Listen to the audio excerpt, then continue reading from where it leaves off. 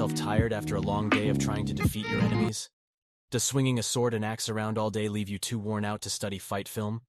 Do you find yourself crashing and burning midway through a big tournament? If so, you should try Dubby. Dubby is a great way to energize yourself, whether it's at the gym, the office, or getting ready to step into the list. With a ton of great flavors to try. Use code Cincinnati Barba at checkout to save 10%. Need more gear, but don't want to wait so long? Of course you do. Medieval Extreme and the Cincinnati Barbarians have teamed up to bring you great gear quickly. From maces to swords and helmets, Medieval Extreme supplies high-quality and long-lasting Buhurt gear. Use our code, Barbarian, to get free expedited international shipping and to help us out as well.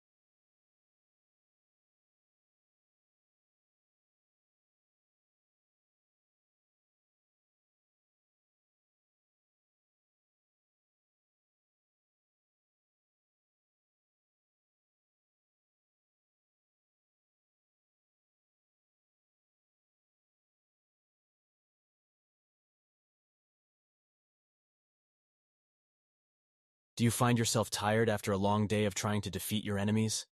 Does swinging a sword and axe around all day leave you too worn out to study fight film? Do you find yourself crashing and burning midway through a big tournament?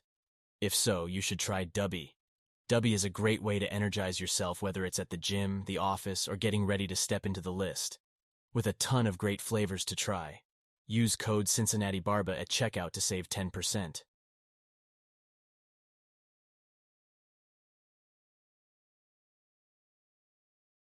Need more gear, but don't want to wait so long? Of course you do. Medieval Extreme and the Cincinnati Barbarians have teamed up to bring you great gear quickly. From maces to swords and helmets, Medieval Extreme supplies high-quality and long-lasting Buhurt gear. Use our code, Barbarian, to get free expedited international shipping and to help us out as well.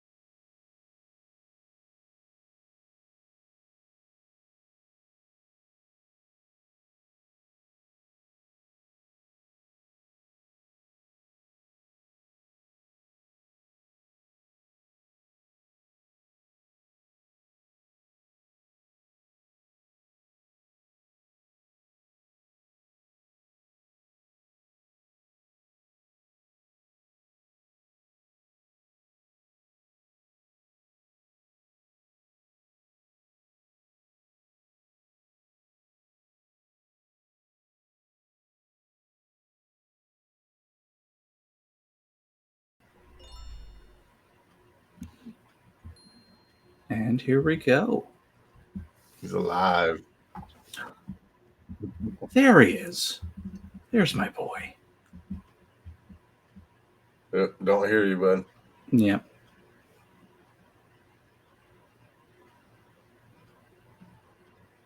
No?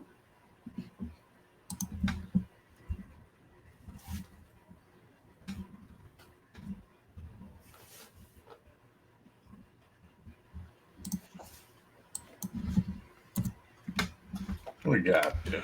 Pull it back. Oh, yeah. Fun times.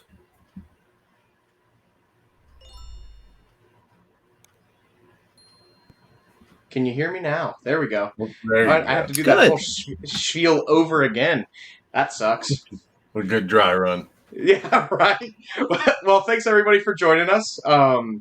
We have with us today, we have Shrek's Secret Lover, Travis Young.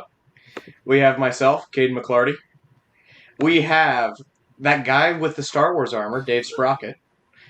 And of course, joining us is Josh Karnage Kearney, Mr. Potato Horse. Josh, Kearney, I am so sorry. I should know that.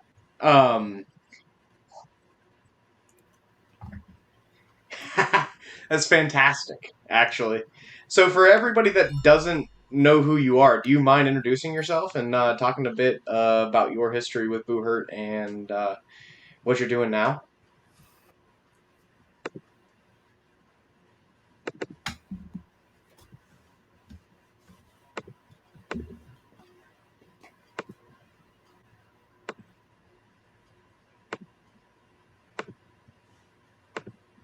Yeah, looks like we're having some audio and visual freezing.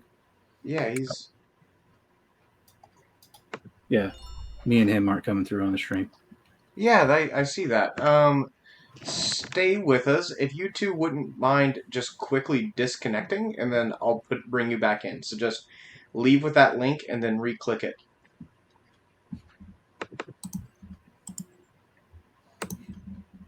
I'll make sounds with my face to entertain people. Right. Well, while we're experiencing technical difficulties, Travis can be very entertaining. Oh, there it is. It's real now. They're back. All right, let's get them going. I'm hearing you. I got Josh. There we go. And we got Dave. All right. It's a horse sound. Iron that one out. I'm not very good at sounds. I'm better at making other people make horrible sounds. Oh, that's now we got mismatches going on, and Dave is you, Josh. Oh boy.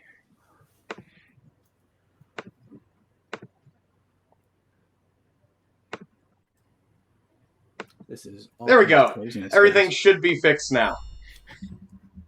Yay!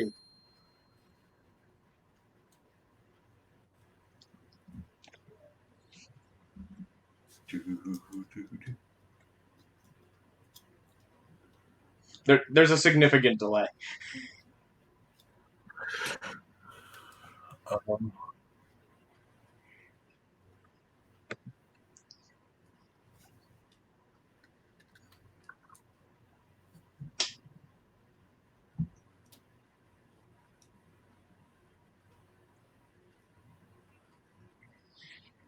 Audio is out.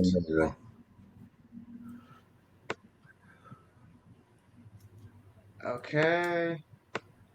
This is a.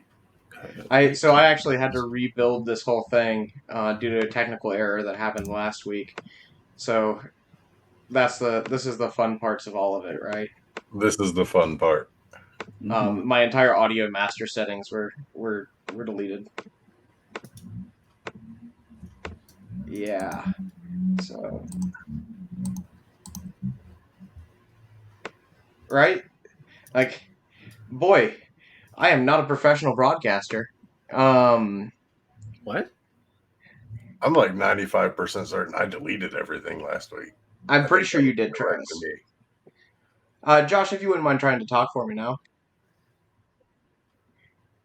You're showing through on my end that it's coming through. Your audio is coming through.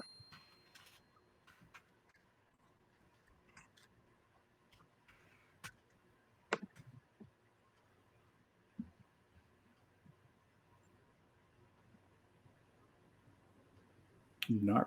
Narp. Maybe it's their fault. You ever think of that? Yeah, it might be their fault.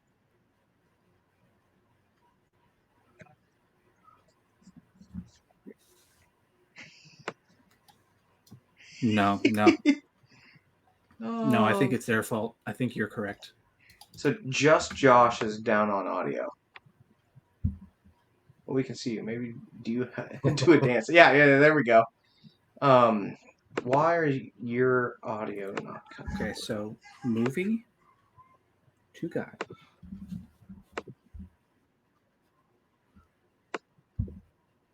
They don't even want me here.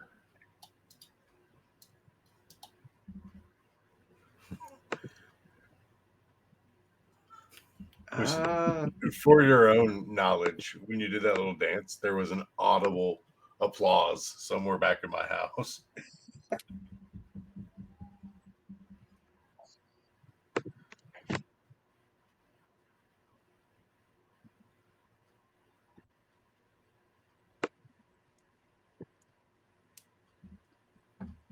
It's fair.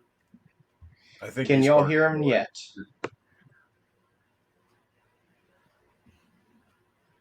Can we do bad lip reading? Yeah, I have you where you're maxing out my audio channel for you. What is going on? Okay, Josh, you talk, and then a second later, I'm going to say what you say, and it'll just be just slight delay, right? Okay. Potato Horse is the greatest meme ever created.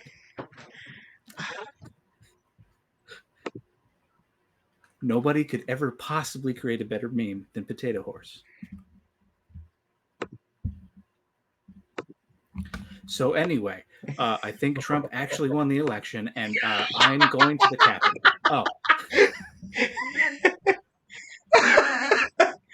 Oh, that's good. Okay.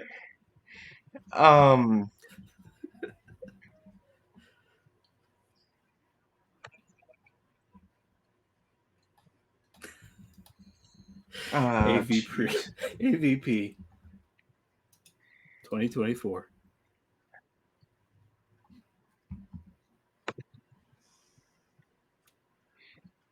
That's solid. I'm gonna do a troubleshoot real quick. I did a recording, so I'll see if what I did worked. Thank you, Twitch, for dealing with our shenanigans. Live Twitch is fun. An adventure.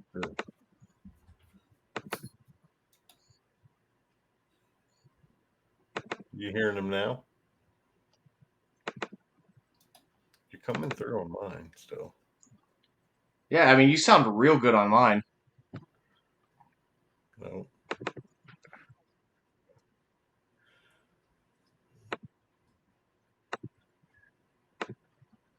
All right. Worth a shot.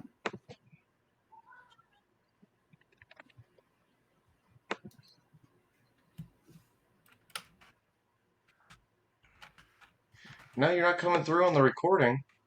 What is going on? Okay. All right. So I'm going to do this. We're gonna do this. And collab cam.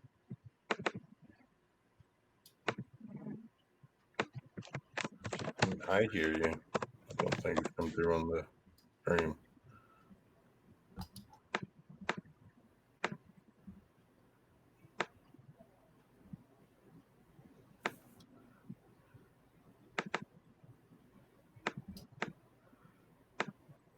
So no one's still hearing Josh.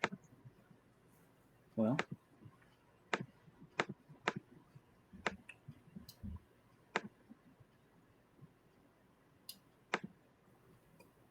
Josh, try it for me now.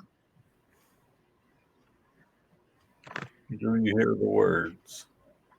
We gotta wait for the delay. I completely zeroed your source, so we'll see. Nothing. Nada. That is Is the a source cheeky maybe in smile, the though. wrong directory or something? Is it feeding from the wrong input? No, it's going through the correct inputs.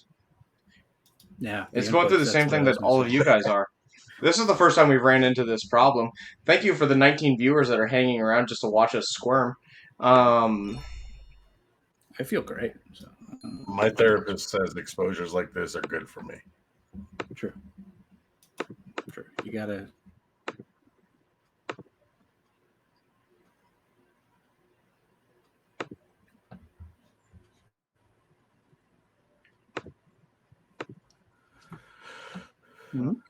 No. Anything, guys? Nope. No. Oh, I gotcha. We should be fixed. We should be Drake. fixed. Okay, we should be. We should be fixed. Yes, they can hear me now. Okay. What an elaborate Yay! I'll do another dance for you. Everybody has to dance. Yay! Everybody in the chat dance. Yay! You were, for some reason, just your channel was set to monitor only. Oh. Well. All right, back to Potato Horse. Josh, why don't you go ahead and tell us a little bit about yourself? So hi everybody. Now that we've gotten that worked out, I'm Josh Kearney. I run the Medieval Combat Program and the head instructor of the Medieval Combat Program at Ironhide Academy in wonderful, beautiful, scenic Leesburg, Virginia. I have been doing medieval combat, and I call it medieval combat. I don't call it Boohurt because of marketing purposes. I've been doing medieval combat for 8 years, almost 9 years now. Started in late 2015. Hey, Levi. And hey, hi everybody in the chat, by the way. My first event was called the Riddle of Steel. Was a yearly, I don't know if it's still going on, was a yearly event down in Florida. I went and my first fight was against Craig Ivey in a longsword match, and he just beat the brakes off me. It was horrible. I was so bruised up and just beat up after that event. It was ridiculous. I had no idea what I was doing. And I went in, because I used to be an MMA fighter, and I was pretty good in the regional area, in the Mid-Atlantic region. And so I thought I was going to come in and, smoke everyone. And that did not happen. I got my butt kicked. So then after that, I kind of went to the Knights Hall to actually learn how to do the medieval combat stuff. And spent 2 weeks up there with Jay and Kat. Became really close friends with those guys. They showed me the ropes, and I came back down to Virginia, and I've been trying to get stuff started ever since. I started Ironhide Academy, or I started with my partners. We started Ironhide Academy in 2018. My medieval combat program has been running since then. I actually ran a little bit before that. I called it Mid-Atlantic Medieval, and we merged the two entities of Loudon BJJ and Mid-Atlantic Medieval into Ironhide Academy. I'm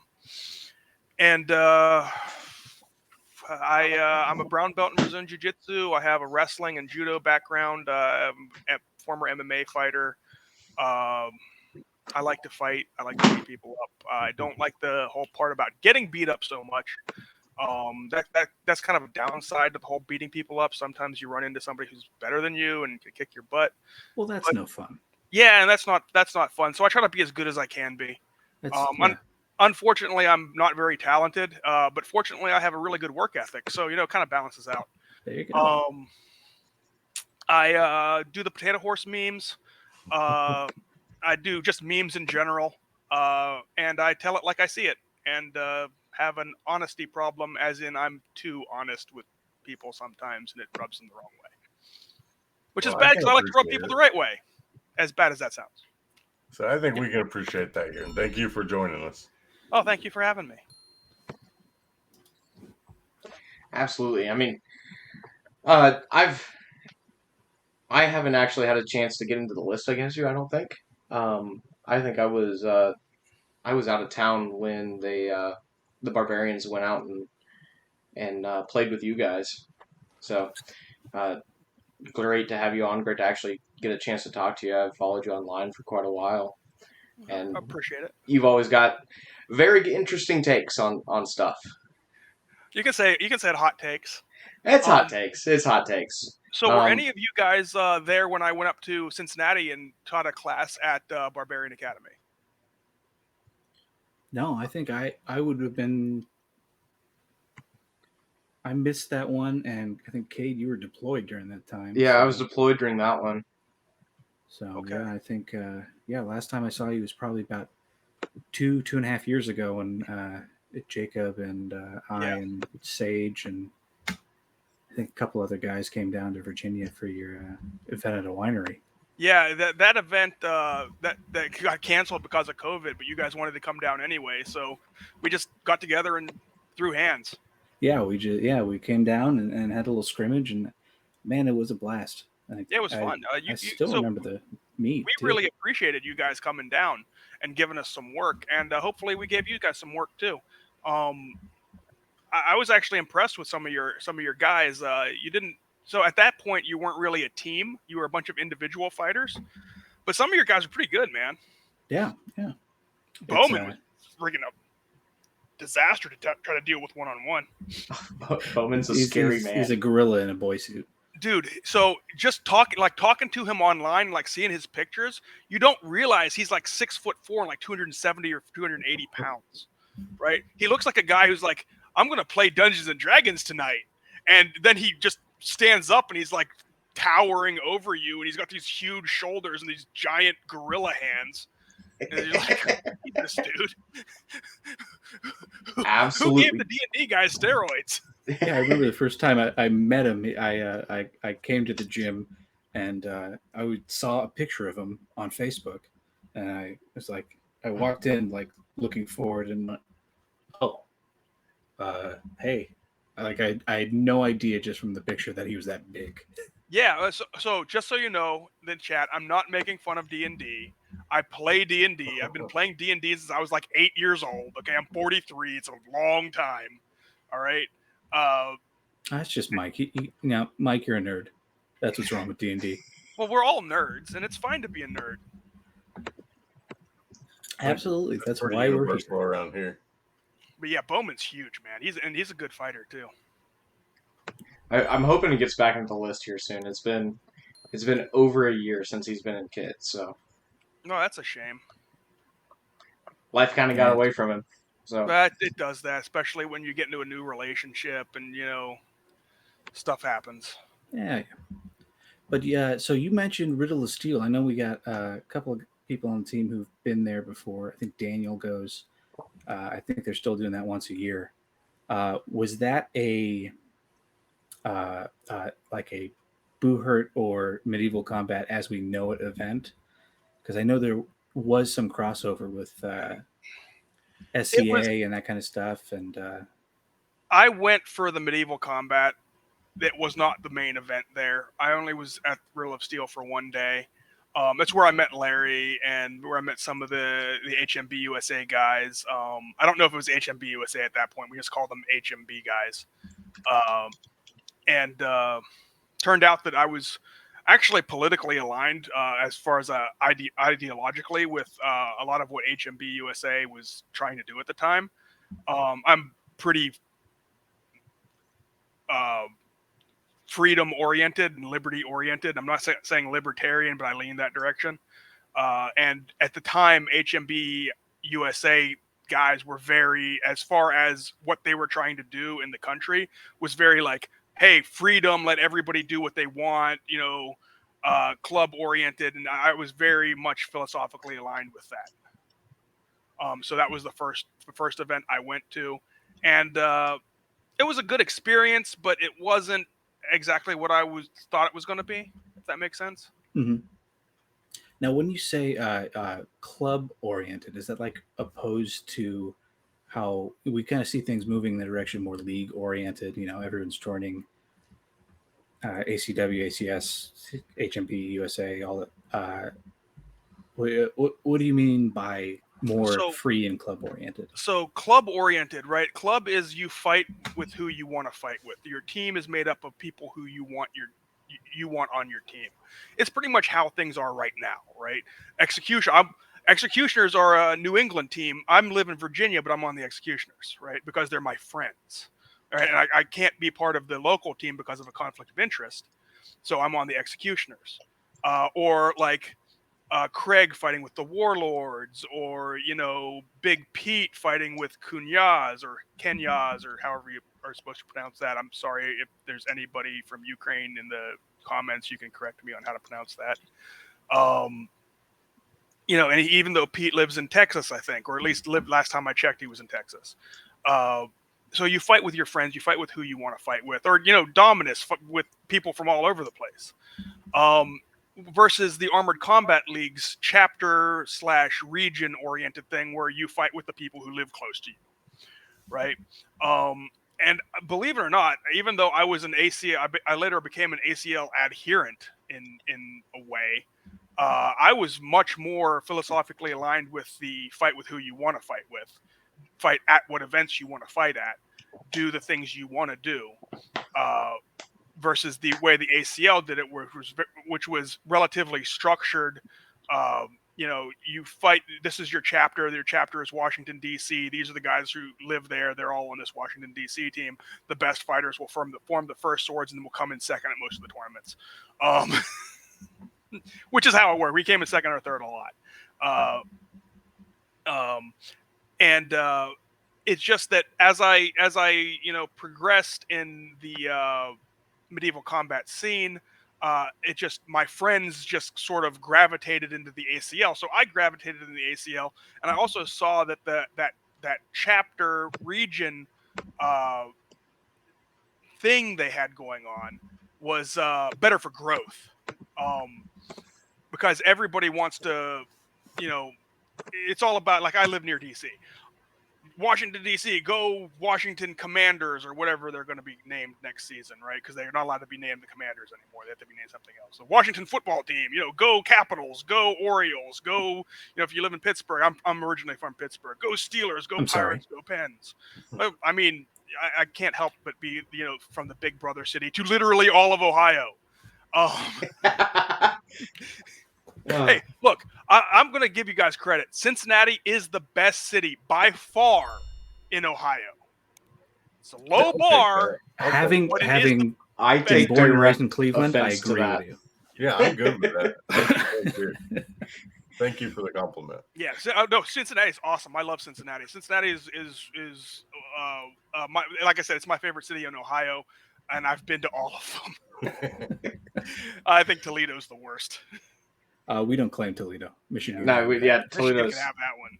But I mean, Michigan has a bunch of crap cities, so whatever. but you're sorry, actually Detroit. going sorry, into Boris. a follow-up question I had for you was your opinion on the club do what you want, fight with who you want model versus the league model, and how that affects both the growth of the sport and the continuation of keeping people in the sport and keeping people active. So I think the chapter region model that the ACL had is the best for growth, but I think the club model is the best for retention. Yeah. And well put. Like my program at Ironhead Academy is not built on growth. It's built on retention. It's built on get 1 or 2 people through the door every month and keep them. And I mean, I've been pretty successful at that. I mean, I have 27 students, and that's despite having had to part with the Iron Lions and most of them losing a number of those guys. I've still maintained between 20 and 30 students for the last 3 years. So it's been pretty successful at that. And that's just my program. That's not Ironhead Academy in general. Ironhead Academy has well over 100 students, over 120 at the moment. So we're doing very well. But my program has been very good with retention. But that doesn't mean that growth should be ignored. It's just something I'm letting other people do because I don't have the cycles to do both. right? So I don't run events because I don't have the cycles. I have a job, a family, I run a business. There's only so many hours in the day, and I need to do other stuff, so I'm not up to here all the time. Got to Yeah. find Yeah. balance somewhere. But Yeah. so I think the club model is better for retention because it's way easier to keep somebody doing something if they're doing that thing with people they like. And Mm-hmm. the club model, you have to be doing it with people you like. Otherwise, you can just, why are you doing it? Go join another club. And we've seen that with people bouncing between clubs. I had to leave the Iron Lions and I went and I fought with my friends at the Executioners. I'm having a blast. IMCF was great. I love being a world champion. It's fantastic. Waking up every day and I just look at my gold medal. I'm world champion. Yay. Right. So that's what I think about that. If you growth versus retention, and you need them both. So how do you bring those two things together? That's a problem that I hope somebody can solve, because I don't have too many real good answers to that, other than make sure that you have a positive environment that is wholesome and everybody likes each other and there is no drama. Good luck. Yeah. It seems Absolutely. Yeah, I think everyone's working on that problem of growth, retention, and just building great environments for people to want to come back to. Right, and that's actually one of my core principles for my classes at Ironhide Academy. Is I ask 3 questions at the end of class, every class. Did everybody learn something? Did everybody get a good workout? And the most important one is, did everybody have fun and have a good time? And because that fun in having a good time is what makes sure people are going to come back. Because we're not getting paid to do this sport. Well, some people are, but most of us are not. Yes, Levi, at least 2 puns a class.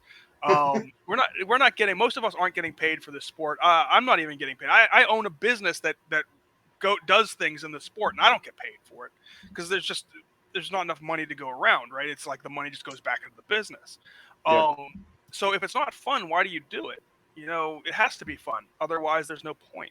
Like, yeah, winning is fun, but if you don't have any fun getting to the point where you're winning, then why did you keep going for a 3-day payoff? You spend 5 years working hard for a 3-day payoff. No, you need to have fun. The entire journey needs to be fun. Yeah, absolutely. I couldn't agree with you more. And yeah, that's a constant challenge, right? Especially with limited funding, and like you said, nobody gets paid in this sport. How do you build and make that better for the people around you? And finding creative ways to do that is challenging and fun in itself sometimes. The way I did it was I built a gym and I have regular practices 3 days a week. Well, Yeah. technically 3 days a week, but I have 5 classes a week because Tuesdays and Thursdays I have 2 different classes. Oh, gotcha. So I teach. I do a strength class where we get in there and we lift weights, like lifting weights, yay! And then we have our skills class. Gotcha. How do you divide those up? Just like From show 5 up when you want, or does everyone have to be at every one? Or 5 to 6 lifting weights, doing some sort of strength oriented or explosive explosion oriented workout, and then 6 to 7:30 is skills class. so it's all on the same night. Yep, both are on Gotcha. the same day, right at back to back. Like I said, I have a career. Like I'm a cybersecurity professional. I'm an expert and a industry recognized expert in my field. And that's how I have this huge house. So I work a lot of hours at my regular job, and then I have a lot of responsibilities for the gym outside of just teaching classes. Like the gym has to get cleaned. We have to deal with payment stuff and just a lot of different stuff. So I have a family. I have a wife and a daughter, and they need my attention too. And then I also have I have PTSD from being in the Army for 13 years, and so I need to do stuff to take care of that too. And it's just only so many hours and only so many cycles in the day. So something has to give, and the thing that doesn't pay me is what gives, right? Yeah. I love pro wrestling, right? I love pro wrestling. Professional wrestling is one of my favorite things in the world. I was training to be a pro wrestler for a long time. I had to give that up because I just didn't have enough cycles to do it. No, I know it all adds up. stupid people like pro wrestling, blah blah blah. Hey man, if it wasn't for pro wrestling, there would be no MMA. So Hey, pro wrestling's fun. yeah, it's super fun. It's just It's fun so to watch. ridiculous. If you have a problem with pro wrestling, you go ahead and take that up with Josh Barnett. We try to channel as much as we can when we're doing like the Ren Fair fights and stuff like that. No, absolutely. We need a really good heel though. We're still waiting for that. Just hire the executioners. Yeah, fair. A bunch of guys come down from New Hampshire in black and white. Everybody's gonna hate them. You kidding? I mean, Justin is pretty much the heel, right? Like I'm not gonna speak for Kat, but I'm pretty sure he wouldn't have a problem with playing the heel at especially if we could get like travel paid for. Just send him a message. Hey, we need some heels. We'll go down there and be bad dudes. That's fine. Everybody already hates us. It would be a good time. Sir Bubble 7 says, "Yeah, I'm pretty sure I'm the bad guy." Yeah, if you think you're the bad guy. Yeah. Oh wait, is that Dustin? I bet that's Dustin. No, that's Justin Brown. Oh, okay. After the Greg incident. No, I'm pretty sure it's the fact that you're a giant pink thumb. It's pretty easy to hate a 7 foot tall thumb. Us people who look like thumbs, there's a lot of advantages looking like thumbs. Like you don't break your neck as easy. I didn't say he wasn't good. I said he was easy to hate. Yeah, we are easy to hate. Just look at Kurt Angle. Everybody hates that guy. Exactly. He definitely looks like a thumb.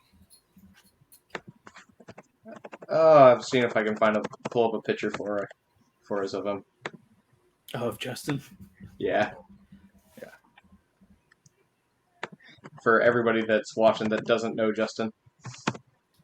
Or if you need another heel team, I'm sure Daniel Krug would love to come out and be a bad guy. He is actually a really great guy. I really like him.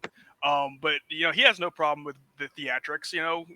Ask him to bring his guys out. And if he could get travel paid for, I'm sure that he would. And I don't know if you can pay for travel for teams, but you keep bringing up all these teams and all these fighters who are, let's be honest here, just gonna push my shit in. So I want the heel to be worse than me. Like, can we get like some new guy to be the heel? Like, sure, but I don't know who the new guys are anymore. Fair. That's fair. So having the pro wrestling training that I have, in order to be an effective heel, you have to be good. Like you have to be a threat. Otherwise, nobody takes you seriously. It's that like when Bob Holly was the heel against Brock Lesnar. Nobody took Bob Holly seriously. He wasn't a threat to Brock Lesnar. Like Bob Holly, tough dude, like super legit tough guy, right? Brock Lesnar. Yeah, there's not many people who are a legitimate threat against Brock Lesnar. I mean, you look I at wouldn't the guy. want to fight him. I wouldn't want to. If I had to fight that guy, I'd just bring my gun. Yeah, I'm not fighting that dude. Are you kidding me? Unhinge his jaw and eat me. I've got Justin up now. Oh, there he is. In his ginormousness. That's not his bright pink armor, but it's the only picture he had up on his Facebook, ready available. Big dude looks like Eggman. It's like Dr. Robotnik in there. That picture. Yeah, that's what it is. Oh, Justin sent me one. It's gonna be him chasing after Sonic. Okay. That lives in there now. Personally, I don't think he looked very much like Jim Carrey at all. God, those movies were good. Forgot that happened. I only watched the first one. I haven't watched the second. My daughter's watched the second one. She really liked it, but I didn't watch it. I was probably busy with something when she was watching it. Did they fix the human teeth before they released it? Was that something that they addressed in the preview when he had real human teeth? Sonic, I mean, not Jim I- Carrey. I assume Jim Carrey has. Jim Carrey is another one of those Bruce Campbell-like guys with just the rubber faces. I just assume it's a mask that he's wearing all the time. True. Maybe we all wear a mask. I don't know. It's like he's just going to turn into a giant lizard, along with Zuckerberg at the end of the end of days for humanity. Mm-hmm. Yeah. When the Oh, nukes that's are a good launching, one. they're going to take their masks off and burrow back down into the. Into the Earth, or take off and fly into space or something. Either way. Oh yeah, there's Chuck. Hey, Chuck. yeah, that'd be sweet, Chuck. I'll be in touch. I'll be in touch with y'all. That'll be fun. Speaking of Zuckerberg, though, who's your money on in that fight if it happens? Oh, so what's going to happen is Zuckerberg is going to turn into the giant lizard, and then he's going to be like 40 feet tall, and then 5 Teslas are going to morph into a giant suit of armor like Voltron, and Elon is going to they're going to have a Pacific Rim type / Voltron type battle, and I like to think the giant robot usually wins because the giant robot's usually more for humanity. But at this point, I couldn't give a shit. So, let the billionaires who have no idea what the average person goes through, kill each other. I don't give. I couldn't care less, man. Yeah, this is the one time the whole like bread and circuses thing gets to be reversed. Yeah. And I don't know. Well, so here's the thing: is I think Elon Musk is absolutely hilarious. Right, I think some of the stuff that he has recently done to, reveal. It's like Trump. It's like Dave Chappelle said about Trump. He came out of the building and he came out of the White House and told all the people what you think is going on in there is absolutely going on in there, and then he went back inside to do it some more. Right. They're revealing the corruption that's going on and the horribleness that's going on in society and everything. Doesn't make them good people. Still a jerk, still a piece of crap, hilarious, but I don't like him. Yeah, I can see that. Yeah, I can see the perspective of just taking the outside in approach of just like, this is objectively funny watching a billionaire have a mental breakdown after wasting $44 billion. It's funny. It's a funny thing. I mean, he had to spend $44 billion to make me laugh. That's a sacrifice I'm willing to make. That's a priceless smile. You're right. Win for everybody. Yeah. Yes, a win for everybody. And I think it was important because Twitter really was a horrible place. It never hasn't been. Absolutely terrible. And it's gotten better. So, good for him. We're all on the internet. It's always been terrible. It's a scary place. Yeah, it's the internet's like the downfall of humanity. It's fascinating. It's just absolutely fascinating how like the internet has just like launched human evolution into the fast stream. Yeah, it's like, and think of all the people who are gonna get left behind. Everybody who's normal. There's right. People. Give it a couple years, and it's like everything is just going to be people that are terminally online. Oh God, it's going to be awful. So remember earlier before the stream started when I told you that the through line in the Barbarians is haha. That's what I'm talking about. We just did it. It should be a new slogan almost at this point. Is like extentational dread with a dash of armor. It's just kind of where we're at. Well, the armor is not just physical. Yeah, got to build those walls, guys. Build them high, build them strong. Yeah, and if you ever come out of your shell, remember somebody's going to punch you right in the gut and say, "Man up." Exactly. Jeez. What is my favorite weapon? Look! I am a weapon. Okay. So that's all the time we have for tonight, guys. I'm kidding. My favorite weapon is an axe. What kind? What's your favorite tool in that trade? The one that's in my hand at that moment. Fair enough. Fair. No length preferences? No. So I messed up my left hand. at the first Arnold. The channel in my the channel for the tendon that controls my middle finger got ruptured. I couldn't move my middle finger, so I was doing this a lot. And it's still like gives me problems. So I went from using a two-hander a lot to wearing a buckler on my left hand to help protect it, and having a one-handed axe. And I like both. You know, it doesn't matter. It's whatever. You know, axe is an axe. If you hit somebody in the right place the right way, as long as it's not like a pathetic piece of crap axe, you're gonna do damage with it. You know, hit the hip, the short ribs, or the shoulder blade, and you're good. You know, just make sure you're aiming and swinging hard. And that's something that I am interested to get more. Feel free to have as hot a take as you want on this. Pain compliance versus forcing someone down through grappling. What is your take on it? What is your opinion? What's the best? It depends on the situation. Every situation is different. So you always pick the one that is more efficient in the more energy efficient in the situation that you're in. Energy efficiency is so important because you have 60 to 80 pounds of armor on. It makes you tired. You know, some people say, "Oh, I can fight all day in armor." No, you can't. You can just fight longer than other people. You can't fight all day in armor, but you can fight a long time in armor because you're efficiently using your energy, right? I don't always efficiently use my energy. I sometimes force things because I don't like to be out there too long, because the longer you're out there, the more the more chance you have to get injured. And I have some injury issues. I have some health issues. I'm on a lot of different medications because thanks COVID, you screwed up my life. And you were the only one. Yeah, it's well, I'm half blind in my right eye because of COVID.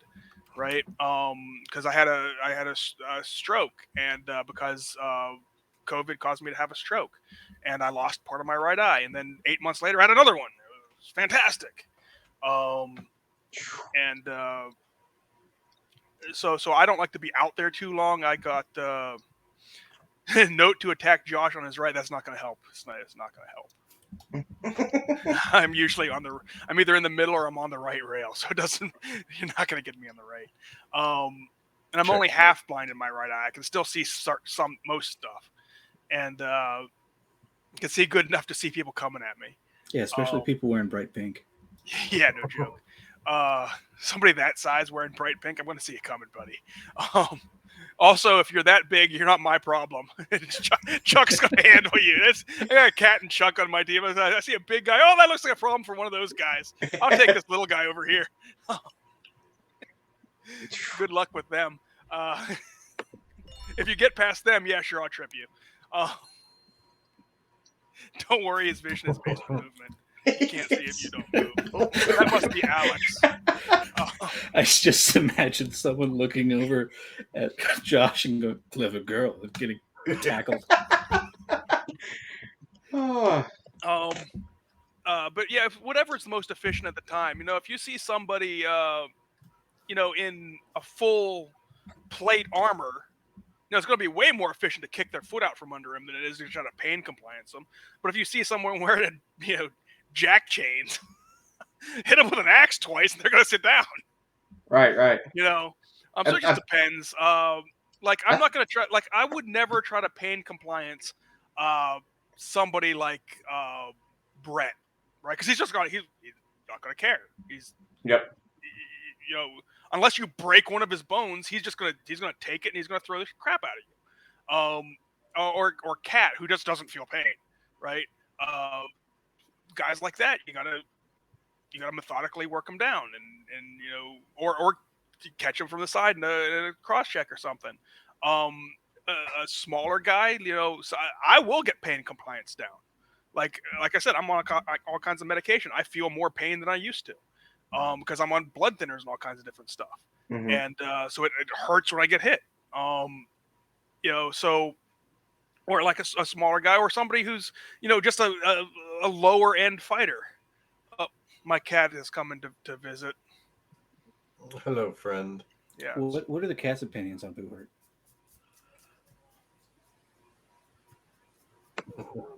the cat's opinions on Boo Hurt is, or on medieval combat rather, is human give me food is probably her opinion. Interesting. Okay. And now I think my cats are just fed up of armor repairs going on in the living room, messing up where they normally lay. so I got a garage. Fix this. I think Kate's cats are just waiting for a face to eat. And now she's licking herself. I've seen that look in some of their eyes. Mm-hmm. They know they outnumber you. They're pretty close to feral.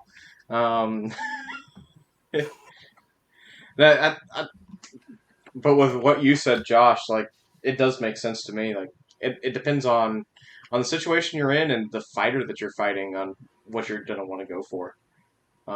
Yeah. Like newer guy, it might just be easier to whack him a couple times and see if you drop him from that. If not, just hit him with a trip and go on. Compared to actually engaging in grapple against a guy that you don't really know his skill set. Right, and like it's like you have to just judge the situation based on the information you have at the time. Like if I'm in a 2-on-1 and it's me and Chuck, well, we're probably gonna grapple the guy down. Versus if it's Chuck and Jay, where Chuck is gonna hold him and Jay's gonna beat the snot out of him until he sits down.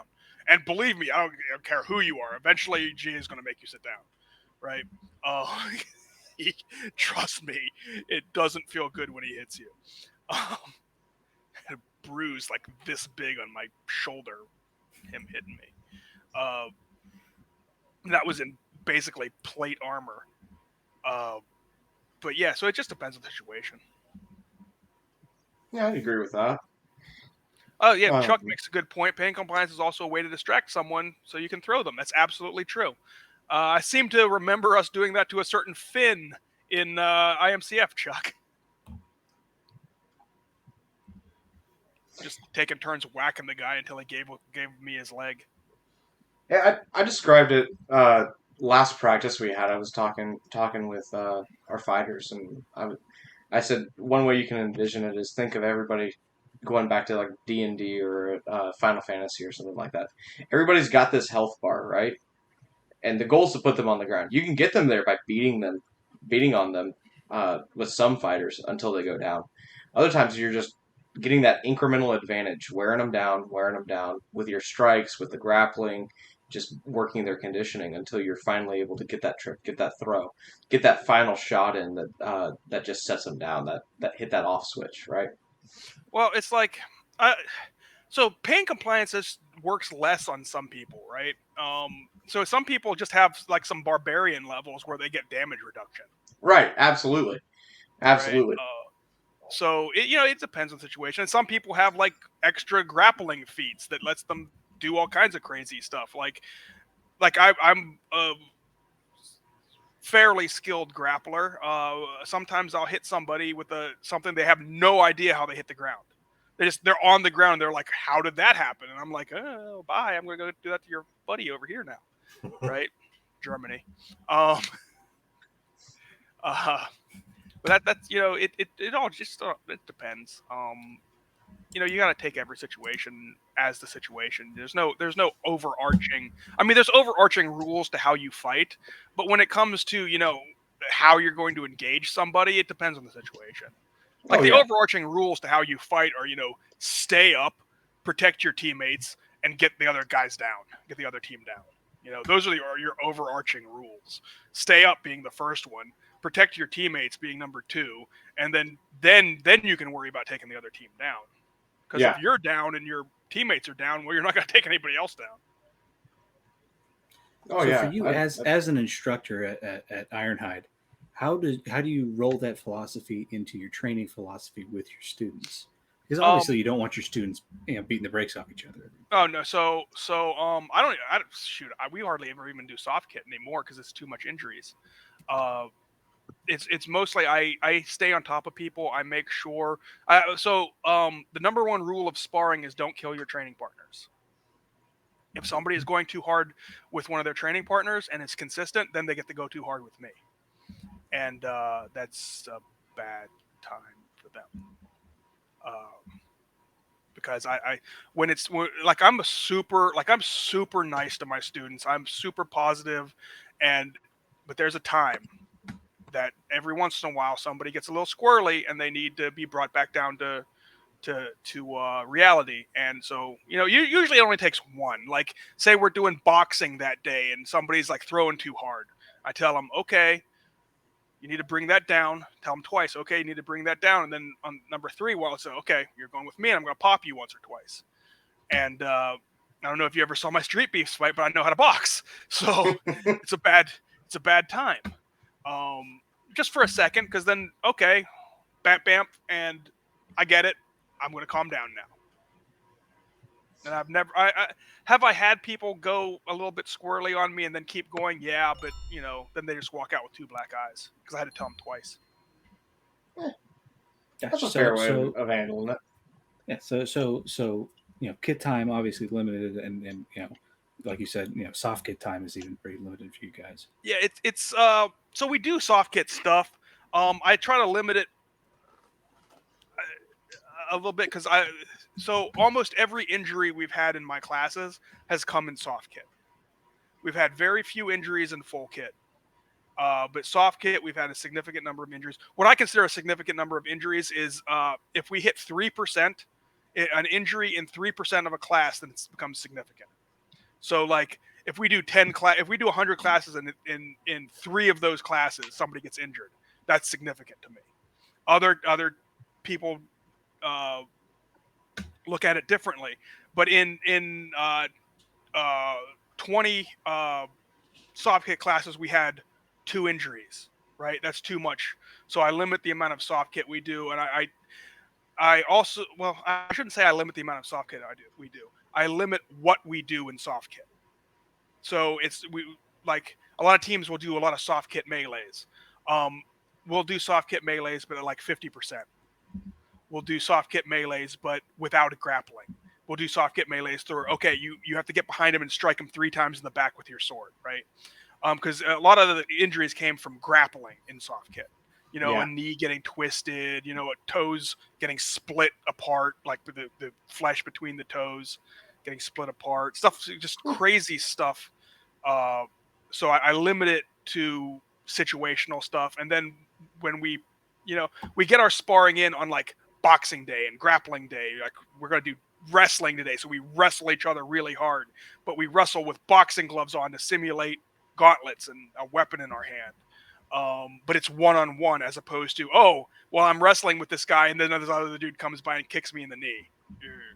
Right. Yeah. So we get tons of sparring, and my new crop of fighters, man, my new crop is looking good. Like a couple of them are in the chat right now, and they're killing people. Like it's ridiculous how good they're getting, how quickly, because we spar every class. We do some type of sparring every single class for a minimum of 15 minutes, whether it's sumo drill, boxing sparring, kickboxing sparring, sword sparring, timed round grappling sparring. We do some type of grappling sparring some type of sparring every single class. We don't have a class where we don't do sparring. And I'm watching the progression and that bar that graph of progression go from like this to like this has just been very rewarding for me as an instructor. Yeah, that all makes sense. And also, I want to say we haven't done a lot of soft kit lately because I'm going to be upgrading our soft kit weapons. Because some of the soft kit weapons I currently have are just getting worn out and they're beat up and I just can't afford to buy new ones right now. So when I can afford to buy some new ones, right? Yeah, they're 5 years old and we've used them regularly over that 5-year period, and their fiberglass cores are just all cracked, and it's time to get rid of them and get a whole new set. And it just a bunch of soft kit weapons to equip a gym is it's $1,200. That's a lot of money. Yeah. We just ordered a bunch, so I feel it. Yeah. I just spent $5,600 to go to Spain, so I'm a little short on funds. It happens. It happens. So, I know Travis brought it up pre-stream. your storied background in Boohurt. He had a bunch of questions about old Night Fight. Yeah, Night Fight, the one good thing the Blue Falcon ever did. So, do you know who the Blue Falcon is? I do. I Okay. do not. If you don't, it's the owner of Ice Falcon Armory. I call him the Blue Falcon because in the SCA he was known as Ice Falcon, and he was in the military, and military slang for a buddy effer is a Blue Falcon. And he's a buddy effer, so I call him the Blue Falcon. I mean, I'm familiar with the term. I don't know the story, but Blue Falcon resonates pretty well with me. Yeah, we don't need to drop names or anything, but I think we all know, or most of us at least know, especially in the chat. I mean, would you like me to tell you why he's the Blue Falcon? I would be happy to. Nope. Take it away. Oh, take it away. Okay, so this MFer, right? I invited. So after the ACL split, this dude comes. I invite him to come to my gym, right? Just as we opened, we were only open for like 8 or 9. Well, I guess longer than that. But I had only had a real program going with a lot of students for 8 or 9 months, right? Because it took about a year for me to really get things ramped up and going. And so I invited him out to give his pitch for the ACW or whatever he was calling it at that point, ACWW or the ACWW. I don't know. I don't remember. It's the ACW now. And he said, sure, I'll come down. And I was like, okay, great. Because I was actually on his team at that point. I thought him getting Night Fight was a great thing. And, you know, things looked good. And he looked like he had a lot going for him. So I was like, unfortunately, even though I'm close with Jay and Kat, I thought some of the stuff that had happened when the split of the ACL looked bad. And then this dude comes into my gym, right? And he talks. I give him 15 minutes of my time. I actually gave him a half an hour of my time to speak at a regional practice. So everybody in the Mid-Atlantic who was fighting, for the most part, there were like 22 or 23 fighters there, was there to do a regional practice. Ringo was there, and so he talked, and you know, he introduced himself to the people he didn't know, and it was a cool time. Like it was good. And I invited him to stay for practice and teach because he had a lot of experience. Right. And I figured, okay, he might want to teach something, but he said no. You know, he had to go home to his family and he wanted to spend some time with his family. I said, okay, that's reasonable. You know, go home and see your family or spend some time with your family. I know it's a long drive, you know, whatever. So about 15 minutes after the practice really got going and we were doing stuff, you know, he took off and I thought everything was good. Right. So he gets online and he says, you know, I drove 6 hours to talk for 15 minutes. MFer. You didn't drive no 6 hours to talk for 15 minutes, and I invited you to stay. You know, I invited you to take part. I invited you to go out to dinner with us afterwards and hang out, you know, have a good time. Because we had a great time that weekend. It was fantastic. And, no, he had to run me down online, even though I was, you know, trying to support what he was doing. Then this guy, I had a student who bought armor from him. Guy, you know, wanted his armor overnight, and Blue Falcon was the only guy who gave him his armor overnight, right? That's the only reason I would tell anybody to go to him, because he can have you in kit in a day if you go to his shop. And so he got into my student's ear, convinced my student to stop taking classes with me. This is the story I got. I don't have evidence of this, but this is the story I got from that student. Convinced him to stop taking classes with me, and convinced him to take a night fight. And I told my student that he wasn't ready for a night fight, that there was a chance that he would get beat up pretty bad in the night fight, that he'd only been training a few months, and he wasn't the most athletic guy. But in 2 years, I could have had him killing people. But, you know, everybody's different, and he just would take more time than most. Yeah, good dude. I really like him. Really good dude. But he took the night fight, and he went in, and he got his butt kicked and got a severe concussion. He's still having issues with that concussion. Last time I talked to him last year, he was still having issues from that concussion. Because, you know, brain meat not get hurt good, right? Yeah. And you know, so afterwards I got I got the, word of what had happened. I was like, well, that sounds about right. And then there was the whole thing with one of his sycophants threatening to sue me over a meme I didn't create, and that was a legit, like, that wasn't just online bullshit. He was actually like looking at suing people over a meme that I had nothing to do with. I was just a face in the picture, and Yeah, I It don't was know just how Potato Horse could hurt someone's feelings that bad. a potato horse wasn't even a thing yet. I'll tell you later how potato horse came about. The potato horse is a troll job. And it's a legit troll job too. It's like, people say, "Oh, you're actually proving what the thing that you're trying to prove against." I'm like, "Nah, bro, you just don't understand what I'm doing." So thinking on a different levels here. Conceptual, man. Anyway, so that's a couple of the stories. There's more, but I don't want to get it. He's a Blue Falcon. He's just a buddy effer, and there's all sorts of stories. Like there's anybody in the Mid Atlantic can tell you, who's been in this since like 2016, could tell you stories about this dude. If you ever talk to any of the gladiators, talk to Orlando or Damian, and they can give you stories about what this dude has done. Talk to anybody from Philadelphia. Talk to Sean Krakenslayer, any of those guys. They can give you all kind of Derek Flitcroft. They can give you all kind of stories. Oh yeah, there's a reputation for sure. Yeah, it's deserved. Like, I don't. So in my gym, I have 2 rules, right, for who I will train. For who I won't train, rather. Don't be a racial supremacist and don't be a pedophile. If you're neither of those 2 things, I'll train you, except for him. That Low bar, right? Yeah. low bar, good bar. Low bar. Yeah, it's a perfectly reasonable bar, right? But yeah, absolutely. I wouldn't. If he came into my gym, I would throw, like, the Blue Falcon came into my gym, I would tell him, get the fuck out. Damn. Well, I think that's just And if he didn't, I would call the police and have him trespassed. This is more a small example of like why not being a shithead is huge with this sport. It's because when someone starts not taking care of people or intentionally fucking them over, word seems to get out pretty quickly. Yeah, like there's been people who have said some really nasty things about me, like made up some really nasty stuff about me, and I know they did it. I know they said it. I would still let them come to my gym because I believe training should be for everybody except for racial supremacists and pedophiles. And I would, and as an instructor, I don't have to like my students to give them good instruction, to give them the instruction they need. But because skills and training should be for everybody, or for at least everybody within reason.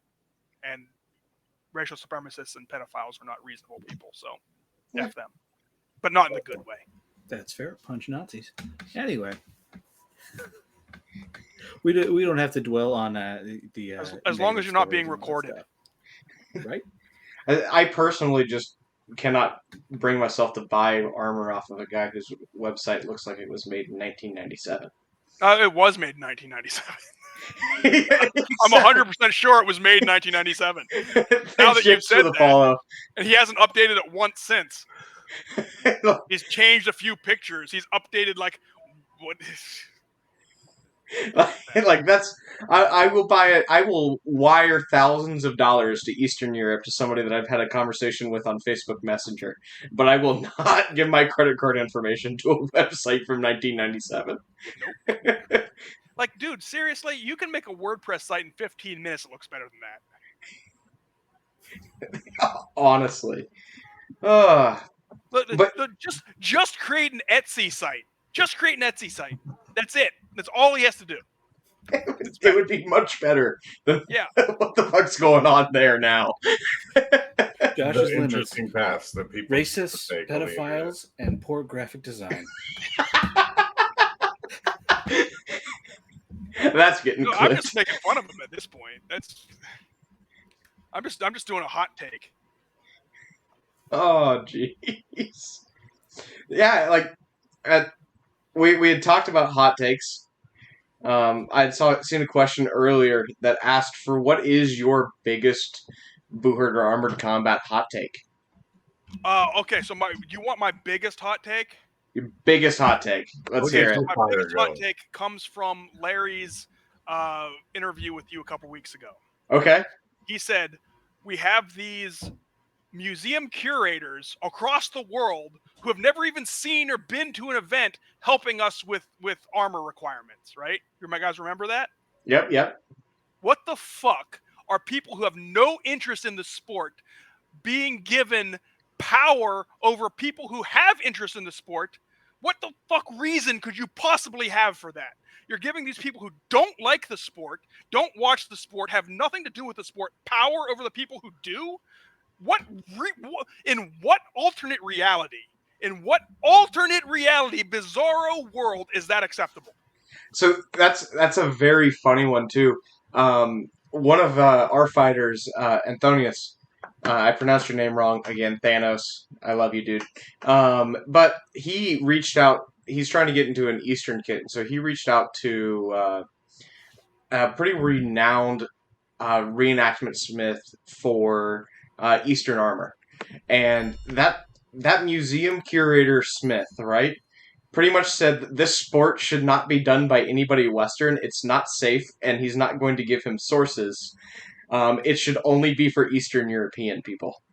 Well, fuck that guy.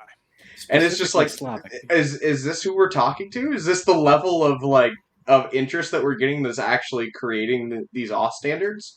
Like it's one thing if you talk to Tobias Capwell, Dr. Tobias Capwell. If you talk to him about authentic armor or something like that, somebody that's done combat sports in armor in the past, comparatively to like just random Joe Schmo guy that curates an armor collection.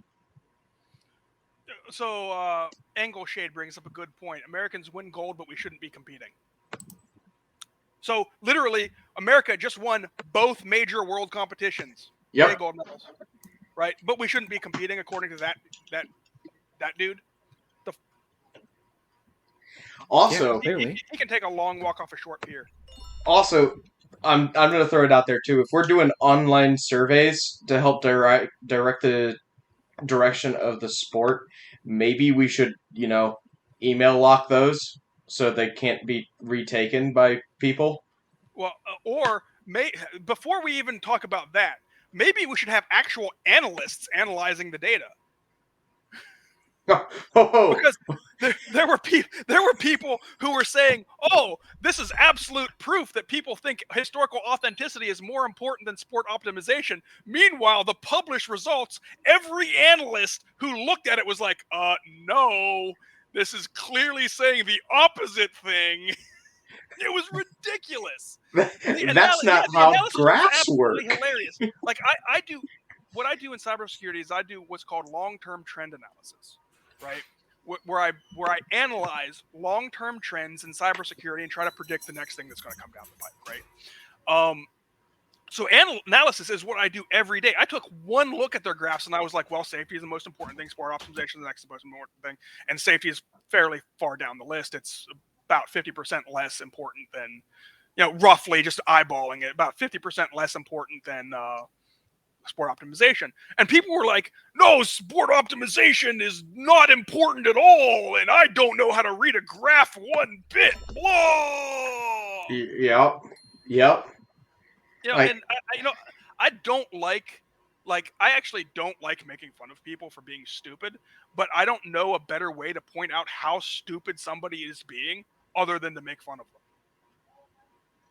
Maybe it's my like high functioning autism, but that's the only thing. That's all I got, bro. That's it. That's all I have. And absolutely, safety was by far the most important thing. Safety was so much more important than everything else, in that it was like in the 94th percentile, if I recall correctly, which was like 70% higher than anything else, right? So why aren't we allowing extra eye bars? Why aren't we allowing perf plate? Oh, because you can just buy a new helmet that meets the rules. Well, or that's super safe. Well, okay, Captain Gatekeeper. Thanks. You want to bring people into the sport, but you make them wear something they can't breathe in? What?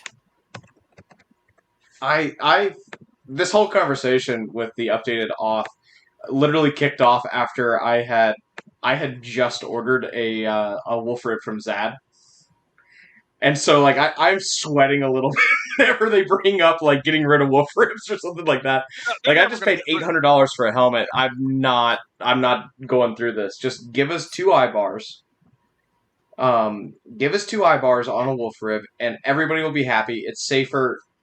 Yeah, Off can exactly. fuck off on that. Just 2 eye bars across the board, and then everybody. I don't understand what the problem would be. So here's the thing: the wolf rib will never be.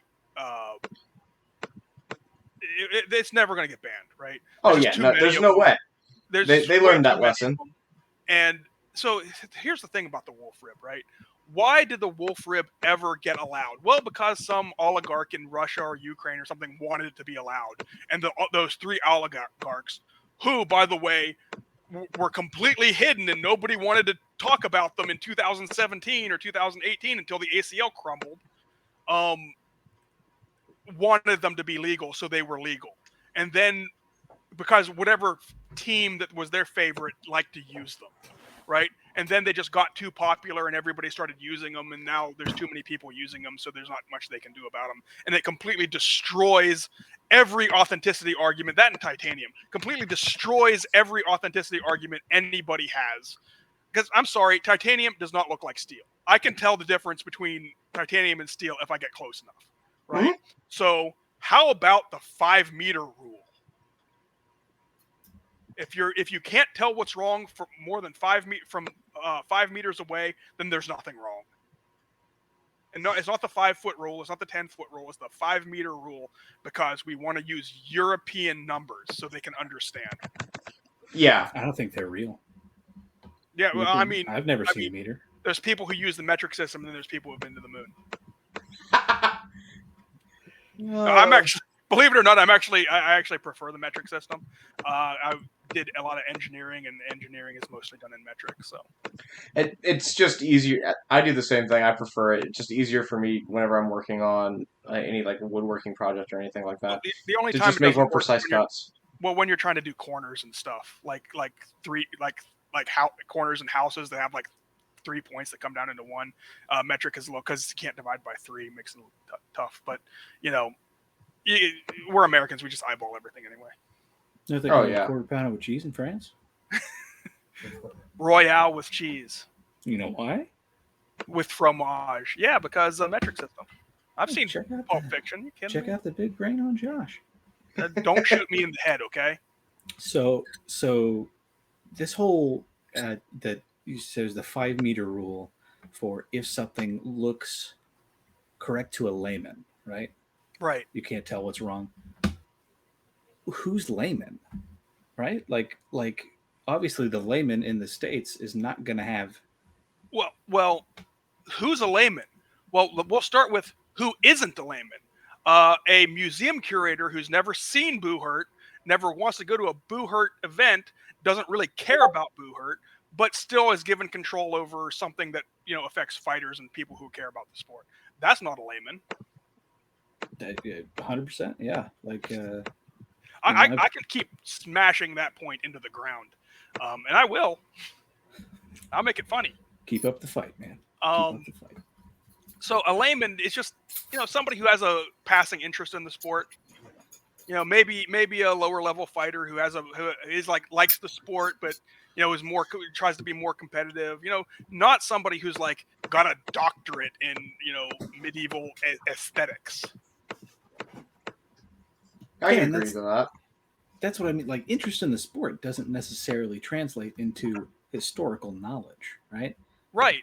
And some people could watch, fucking whatever Hollywood movie and have an idea in their brain of what a knight looks like, and look at one of our kits and go, "That's all wrong," from 100 meters away.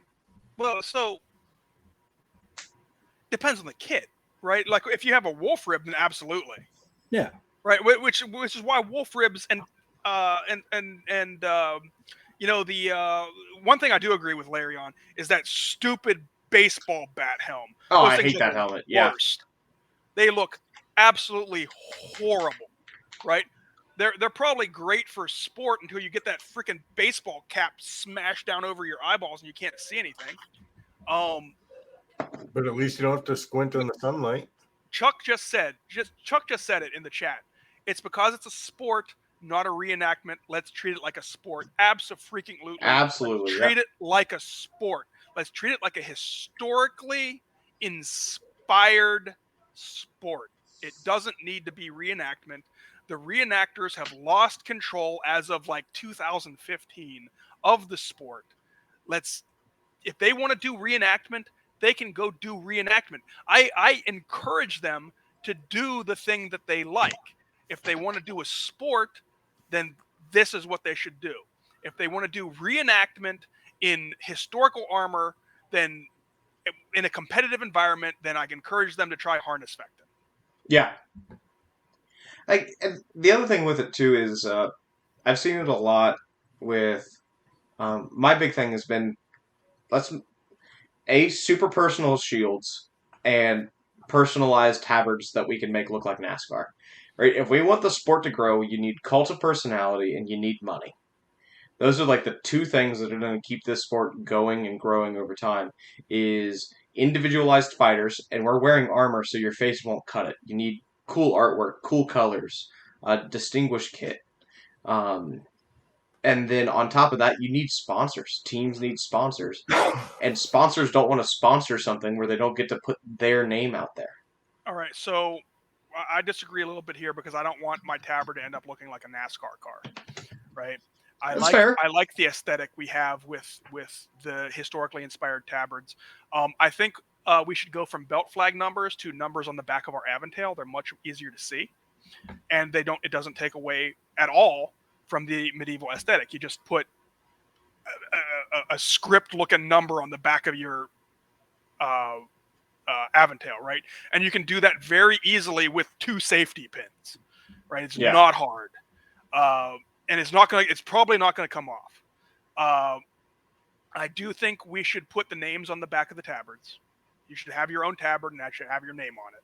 And it should have your name on it somewhere that it can be read, like in the lower back, right above the belt, right? Because if you put it on the upper back, your Aventail covers it.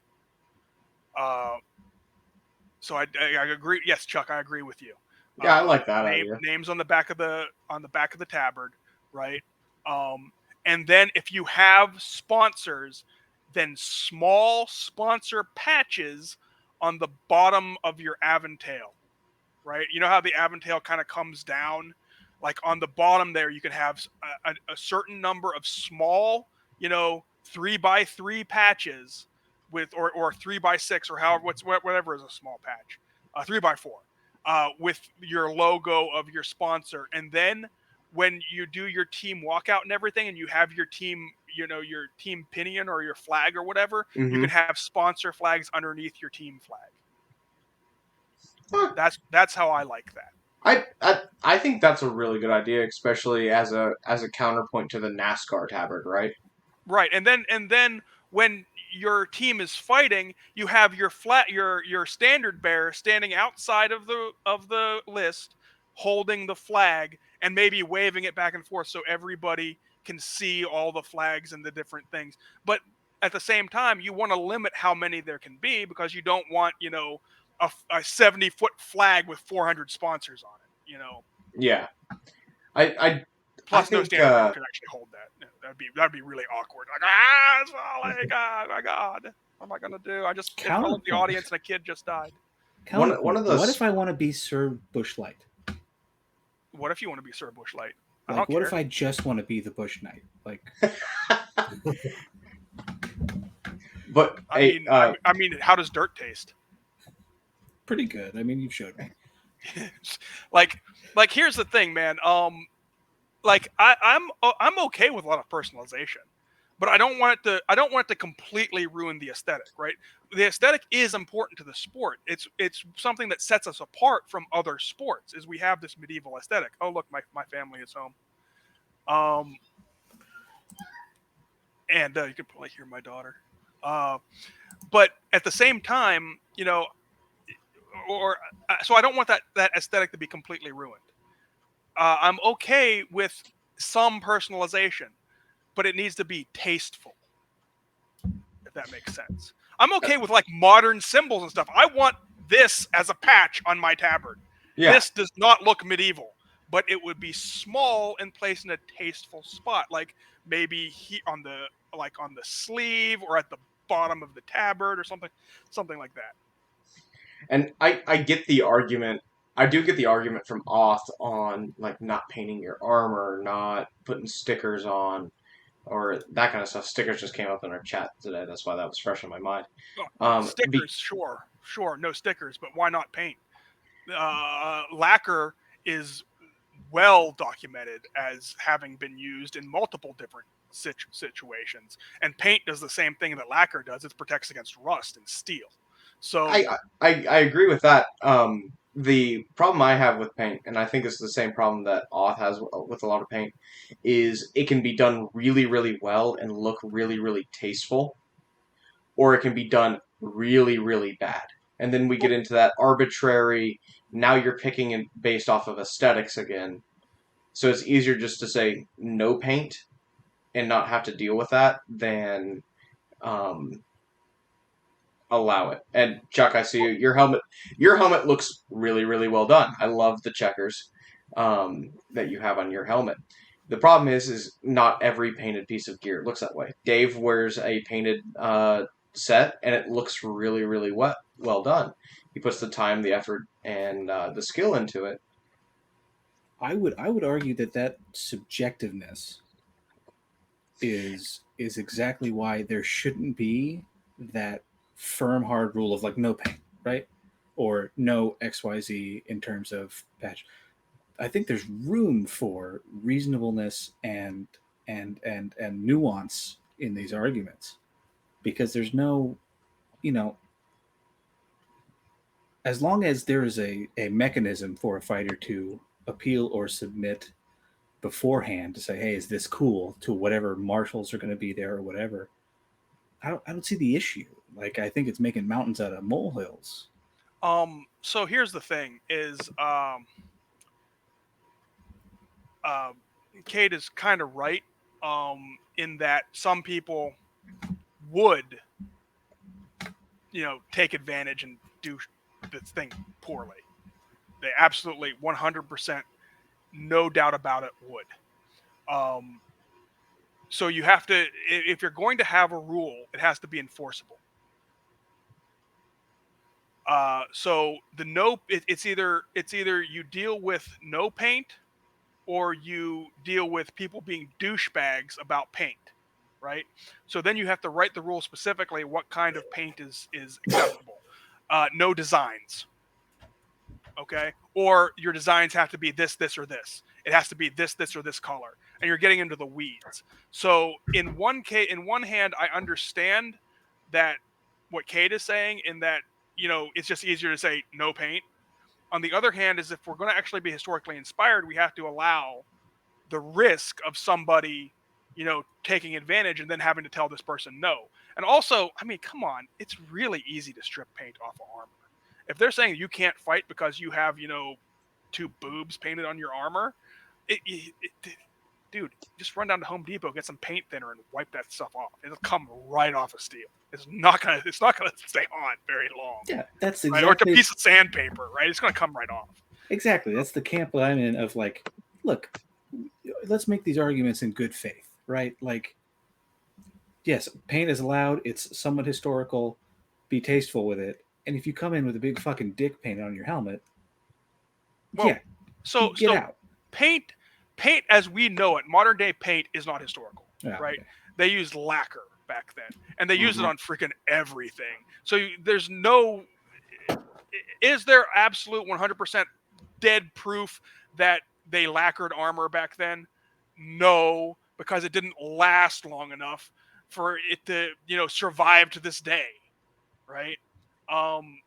But you can extrapolate certain information. Like, maybe there was an English guy wearing German armor in England. I mean, that isn't based on historical records of trade. That isn't like going outside of the box and saying, no, an English guy would never wear German armor. Blah blah blah blah. I can actually put my nerd hat on there for a second. Actually, most of by the time, like, the later part of armor, most of England's kits were made in Milan. Yeah, it's exactly like. it's ridiculous. This whole you have to be within the same region. Oh, please, dude. There's evidence of Russians wearing like French armor. Right. Come on, bro. It's A lot of it did ridiculous. get left behind, so. Yeah, it's true. Never start a land war in Russia, especially during winter. It just we need to find a happy medium, and I think the happy medium is like a medievally aesthetic. It doesn't need to be perfect. Yeah. Like you don't want the big like the big sword stoppers on the shoulder, right? Because that's not really, there's some evidence for it, but there's not a whole lot of evidence. It was like supposedly ceremonial or whatever, but you didn't see too many tournament fighters in it. So there's a question in the chat. What do I think about modern shoes? No, they create an advantage. They create a sports advantage. So wear medieval shoes. Hey, I want World of Warcraft pauldrons. I guess you want to stab yourself in the eyeball then? Right? It spikes on the shoulder are a terrible idea because as soon as you raise your arm, you're losing your ear. Yep. You can see it in World of Warcraft when your guy starts dancing around with the pauldrons start clipping through his head. It's ridiculous. Fantasy. It's really easy to pick out fantasy armor. Like it's really easy. You don't need to know that much to pick out fantasy armor. Basically, if you watched Excalibur from like 1981, that's all fantasy armor. That's what it looks like. Yeah. If it looks like that, it's fantasy armor, right? Going back to your modern shoes take, though, if we allow modern shoes and everybody's wearing modern shoes, does that give an unfair advantage, or is everybody just back at the same playing field? It's on them to get the right shoes. If everybody wears modern shoes, are we still a historically inspired sport? I would say so. How many people wear? You're wearing Sabatons, covering them. How many people are wearing motorcycle armor or Nike Pro Combat padding underneath their gambeson, or wearing a gi with their armor on it? How many people have armor on the back of their Sabatons? That is a good point. Right, so you can still see the shoe. Yeah, not a lot of people have that hinge on the back of their Sabatons that covers it up. Very few. Well, that comes back to the layman point, though. Would a layman with a passing interest be able to pick out a Goodyear welt from 5 meters away? That's a good point, right? I guess it depends on what angle he's looking at and if he's paying enough attention. Because if I see a big Nike on the back of somebody's foot, I'm, hey, that's a modern shoe, bro. Can't wear that, Yeah, I mean, it's one of those things. Maybe not modern shoes, modern boots. I really personally, I don't really have a problem with it. If it goes to and everybody's doing it, then yeah, I'll go buy a pair of modern boots. I got some army boots in the back from when I was in the army that work perfectly. Right. That's what I wear whenever I'm not doing an official comp. Is my old combat boots. I spent $160 on my medieval battle boots from Medieval Extreme, and I love them. They're fantastic. I have nothing but good things to say about Medieval Extreme. But if I didn't have to do that, I would just keep wearing my army boots that I have from what I got for free when I was in basic training. For free, I had to sell away, bunch of years of my life, but free. Life is worthless, Got some sweet boots, though. I think there's probably about 10 pairs of basic training boots floating around our gym at any given point. I wouldn't doubt it. I've seen that gym. We're putting some work in. We put some work in. That's what I hear. I need to come back up sometime. It's hard to get out with everything I got going on. Oh, I understand that completely. Here soon we're hoping to move, get a new facility, a bigger facility, get out of middle of nowhere Bethel, Ohio. Bethel's not so bad, man. It's right outside of Cincinnati. Cincinnati's a huge city. It is.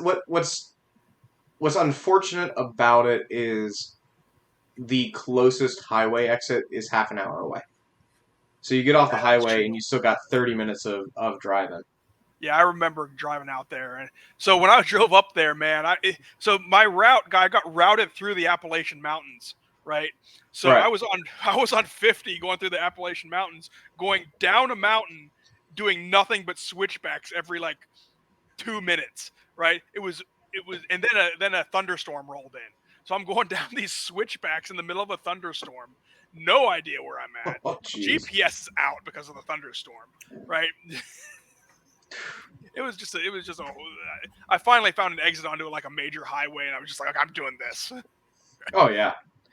No, I need to make it out to you guys at some point, too. I used to live in D.C. for a little bit, and I'm so sorry to hear that. it was on Andrews, so like I was living the good life. This place, this place is terrible. And it was. I live over an hour from DC, so. Oh, gotcha. There's a ramen shop downtown that calls to me every once in a while. I've been hearing it, so I might just have to make an excuse to go to a ramen shop by visiting your guys' gym. Oh yeah, come on out, man. Anytime. So Levi, one of my students in the chat is asking, is it Good Life? Good Life on Andrews? Yeah, dude. So I was Army, and being on an Air Force base was great. But the Andrews wasn't too bad. I enjoyed it out there. We had a townhouse, and it was a cozy little place, and nobody really messed with us. And then hop on an Uber, hop on on the transit or whatever, and you can go anywhere you wanted to. Oh yeah, you were Air Force there, yeah. That's fair. Levi was he's one of my big guys, man. He's a big dude. That's 6'3", like 260 pounds. He's a big strong guy, man. Nice. So for you, it was Disney. Yes, it was Disney. The golf course was nice. Like, it was a good time out there on Andrews. Yeah, the same golf course all the presidents play golf at. Yeah. Yep.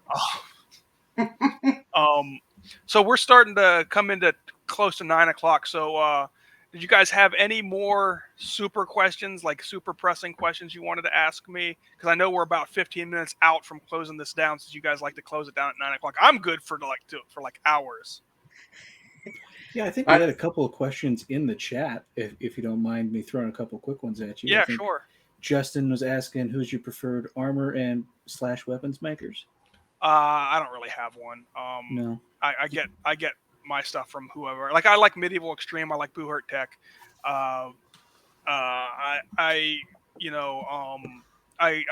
Nadler Metal Crafts always has great stuff that he gets it to you very quickly. I haven't really bought a whole lot of stuff from other makers. Everybody I've bought stuff from has been good. There is this one guy who robbed me of my money. This guy from Western Ironworks Armory, and he robbed me back in like 2016. I have nothing but bad things to say about. But he shut that thing down, so he just stole a bunch of people's money, bastard. Like, stick with the known armorers, like Galiveski for helmets and certain types of armor and stuff. And I'm hearing good things about Lemberg Armory. A couple of my students have bought from them. The armor looks pretty good. Yeah, my legs are from them, and I love them. Yeah, stay away from the Indian armorers, please. I wrote this whole thing about I'm an Indian armorer on Facebook a few years ago, and it still holds true. It's a take off of that Tim McGraw song, Indian Outlaw. And I'm not saying that to be like India is bad, right? It's just that it's the reputation, right? Oh yeah, and honestly, just as a public service announcement, I'd hold off on Gaveski. We've had 4 or 5 helmets grenade. Yeah. So I was kind of watching that, and a couple of years ago, I guess a year ago, he had some issues with the guys that were doing heat treating for him, and he says he's since gotten that worked out, and he's willing to work with anybody who had an issue with his helmets. just cracking like that. So you might want to reach out to him and say, hey, we've had 4 or 5 of these things just go bad on us, and he might make that good with you. Yeah, we've talked to him, and I do have to give him credit. He's been very good with it. I'm still just very nervous recommending that. I've seen a few more since that post that have grenaded from other people. Okay, yeah. So he had a big problem with that. But I think he's trying to make it good with everybody. And Yeah, considering and where he he lives, is. I can see that kind of thing happening because he lives Oh in yeah, Ukraine. especially with the war going on out there. I can't fault him too much. It's just one of those where I'm having a hard time until I see more So you results see coming in. improvement. Yeah, I get you. Yeah, I get you. Right. So any other questions? Yeah, we had another question. Do you feel like knowledge of body mechanics and such from wrestling and MMA serves you well? And what do you think about wrestling style practices to improve melee teams? All right. So let's handle that in 2 parts. So body mechanics is the most important thing in fighting. Period. There is nothing more important in fighting than body mechanics. Mentality is second. If you don't have body mechanics, you could have the strongest mentality of all time. You could be the most mentally tough person of all time, but if you have poor body mechanics, you're going to get your ass beat constantly. So body mechanics is the most important thing, and wrestling is a great way to build up body mechanics. If you do wrestling and Dutch style kickboxing, you will have fantastic body mechanics in a very short period of time. You can build excellent fighting body mechanics in less than 2 years. And that's starting from stage 0. If you train consistently from stage 0, which is like you're an NPC, you're right. You're an NPC class 0th level commoner.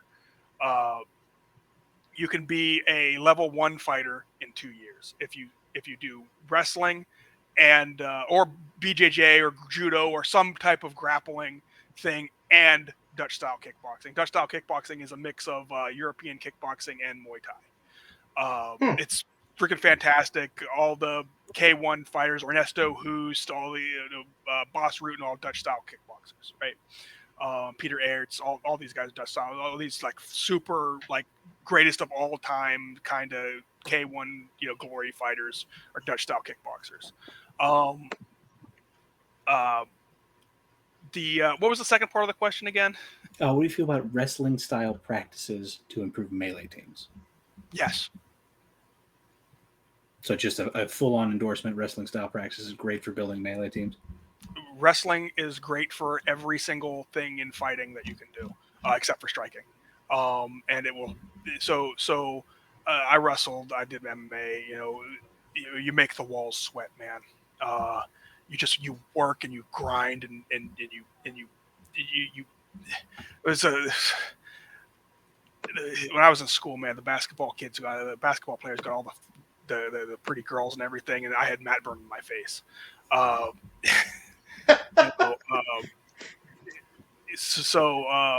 You just fight and you grind, and the wrestling is the second toughest sport out there after boxing. Because boxing, the whole point of it is to get punched in the head, punch people in the head, right? That's just hard. Yeah, that's just mental toughness. Hard. Just get punched in the head the whole time. Kickboxing way easier. At least you can like just take a knee and you don't look like a complete bitch, right?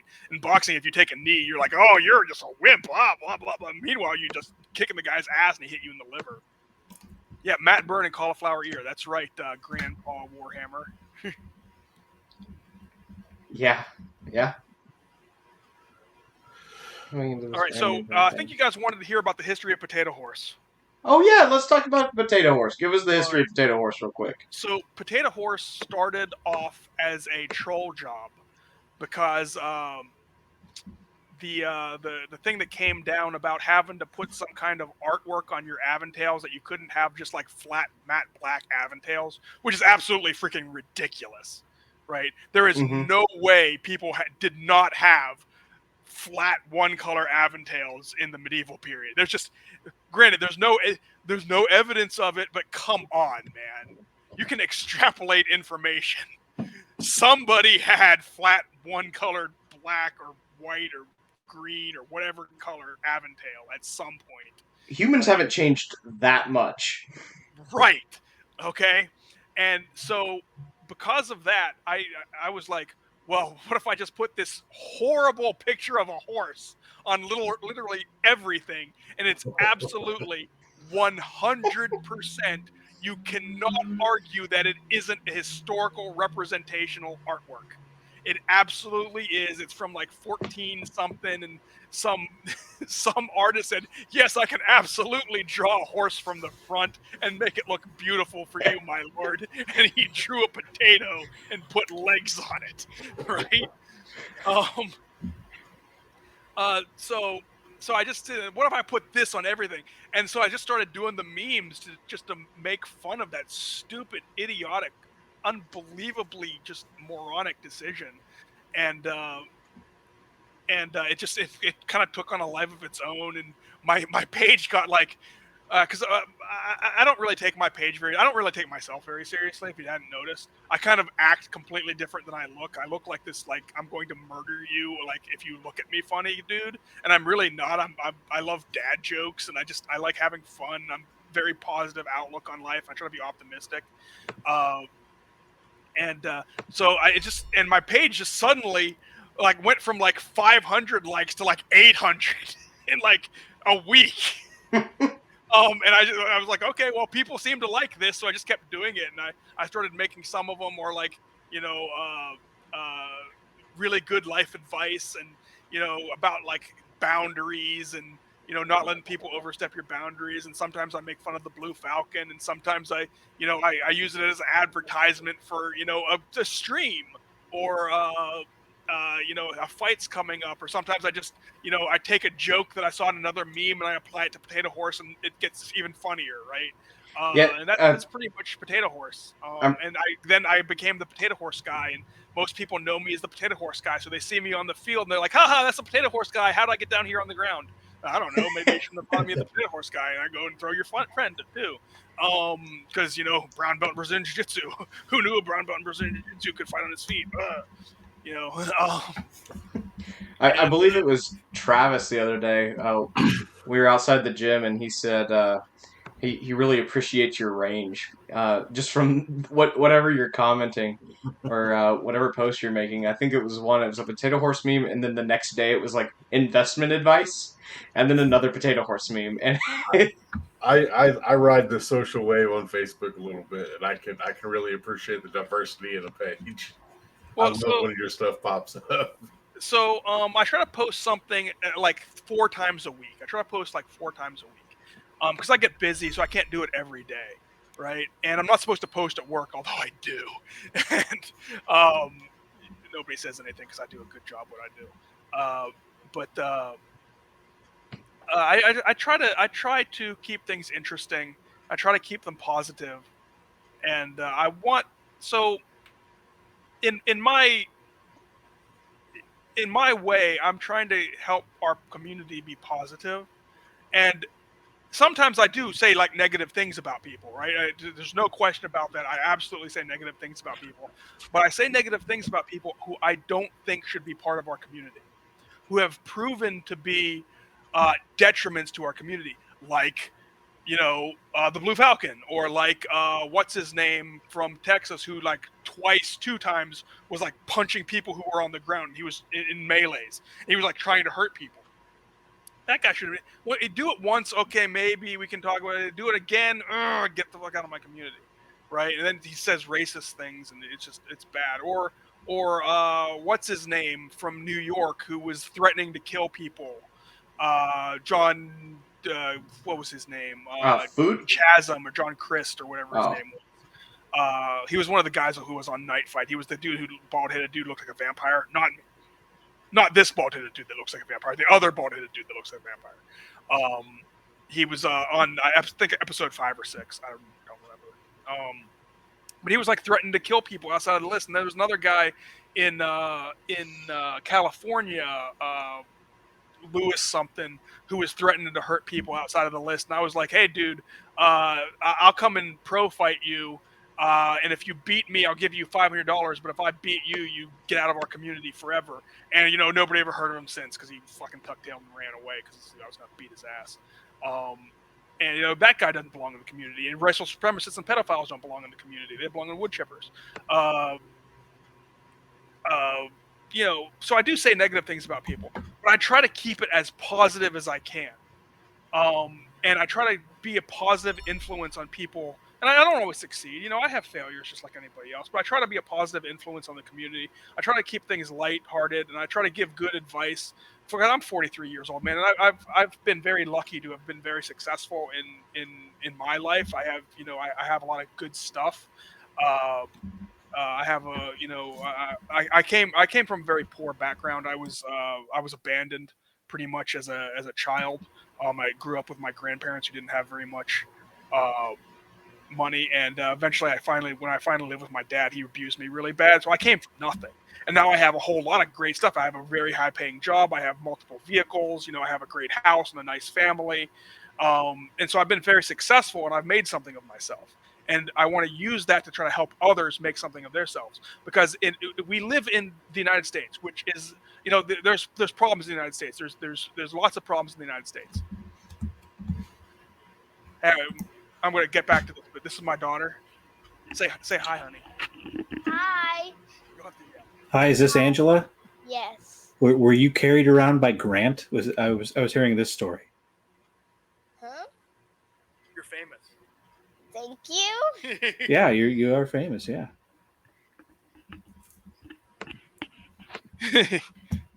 You're famous. Yeah. Thanks, guys. Absolutely. Yeah. Oh, that'll make her feel. I'll make her night. But I try to give back and try to provide good advice for people, because we live in the United States, and as many problems as the United States has, there's more opportunity here than anywhere else in the world by a huge amount. And if you don't believe me, just look at the scoreboard. United States 1776, everyone else 0. Okay. Yeah. And and with that opportunity, it is potential for success. That's what opportunity is, for potential for success. And if something that I know and I've learned in my life, like investment advice, right? Invest your money in something that's going to pay you back a dividend. Whoa, right? Mind blowing. Then I want to do that, and I want to help people. And I want everybody to be a success, because just because I'm successful and I've earned this amount of money doesn't mean that somebody else loses that amount of money. Money is not a finite thing, right? Or success is not a finite thing. Everybody can have success. Because I have this much success doesn't mean your success lowers to here, or vice versa, right? That's not how it works. A rising tide raises all ships, right? And if you look at it like that, and you're always working, you're always grinding, and you're always working on your purpose, then you will eventually have success. A writer that I like, who's somewhat controversial figure, so I don't agree with him on everything, but I like some of the things he has to say, named Larry Correia. Did an experiment with kids, right? Where he did this. He played this game of Monopoly with candy as the money, and you could either eat the candy or you could save/invest the candy into different things throughout the game. And the kids who ate the candy ended up way worse off in the end than the kids who saved up the candy and invested the candy in other things. And sure, some of them had like random things happen, bad events happen, go to jail for 3 times or whatever. And but eventually, if they did the right things and invested wisely, then they ended up way better off than the ones who just consumed. Yeah. And that's the kind of thing that I'm trying to impart into the people who listen, that you can be successful if you take the right steps. Maybe you'll hit a rough patch, but you can overcome that with hard work and dedication. Lord knows I've overcome so much in my life. Not saying that I'm so great or anything, but if I can do it, anybody can do it, because I'm not that great. So anyway, yeah, that's about all I have. All I can think of to say about that subject. Fair enough, man. Well, Yeah, man. thanks for Good joining stuff. us. I think it was a really fun conversation. And Mhm. I feel like we could definitely go for another couple of hours. Dude, I can talk all night. So we might just have to have you on again at another point. All right, I'm more than willing. And anytime, so the joke I had with Ringo is anytime I come on, you're going to set a new record for attendance in the stream, and it worked out that way like 3 out of the 4 times I said it. So you'll probably get a decent number of views on the stream, hopefully. Hopefully, I mean, I was watching the live feed and we were doing pretty well. I think we had over 20 live viewers at one point, which is pretty good for us. Yeah, it's not bad. It's more than I get when I do a stream. We put some work into making sure that our Twitch was doing stuff, and it's all just for the love of the game, right? Absolutely. Getting the word out, getting more viewership. We do these, and then we turn around and we have our fight nights that are live streamed, and they keep building off of each other, which is really cool. I feel like getting Boo Hurt out to the masses in the form of online video streams is a good way to do it. Yeah, I agree. I think Mickey in Nashville has the best way right now with his live fights and his huge audiences. Oh yeah, he's it really all goes he's back really to Mickey. stepped up. Well, yeah, I mean he's doing great things. I watched your stream with him. It seems like he sort of just kind of fell into all that, right? Which is exactly how you want it to happen, because nobody could ever actually plan for that. That was actually Ringo's stream. And yeah, he was streaming with Ringo. That's right. The Mickey story is just, it's astounding. I really enjoy listening to him tell the stories of everything that he's got going on. Yeah, man, I couldn't be happier for him, dude. Especially so he has I've had some health problems, right? Like I had a couple heart attacks, I had a couple strokes. I had a heart attack during a fight, right? That guy went through way worse, and I've only had to have 1 surgery. He's had 3. So I couldn't be happier for him and all the great stuff that he's doing. And his location is absolutely fantastic.